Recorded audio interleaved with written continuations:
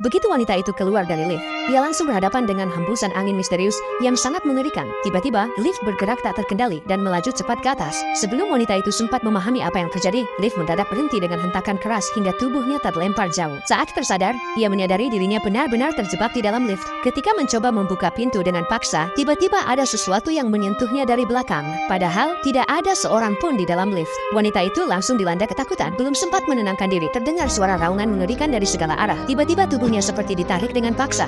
Kesakitan dan panik, ia mulai berteriak serta memaki karena terganggu oleh suara-suara aneh tersebut. Namun mendadak semuanya menjadi sunyi. Ia mengira dirinya sudah selamat, tapi tiba-tiba sebuah tamparan keras menghantam wajahnya.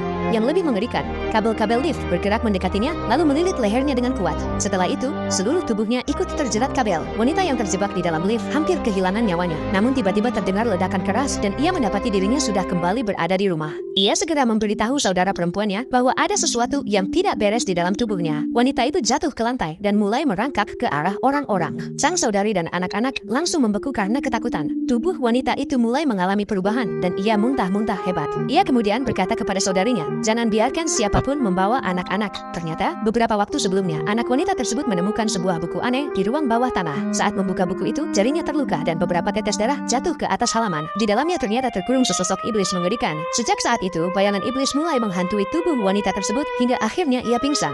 Tetapi beberapa saat kemudian, napas wanita itu berhenti. Ketika sang saudari bersama beberapa orang sedang mempersiapkan pemakamannya, tiba-tiba terjadi sesuatu yang mengerikan. Wanita itu mendadak bangkit dan duduk. Ternyata dia belum mati. Mereka semua kemudian memasukkannya ke dalam bak mandi. Namun tubuh wanita itu tiba-tiba bergetar tak terkendali. Wanita itu lalu merangkak naik ke langit-langit dan mulai berteriak seperti orang kesurupan. Tubuhnya benar-benar berada di bawah pengaruh iblis. Jeritannya yang melengking membuat semua orang ketakutan. Tapi tiba-tiba ia jatuh kembali ke dalam bak mandi. Saat semua orang masih terpaku melihatnya, mendadak tangan wanita itu muncul dari dalam bak.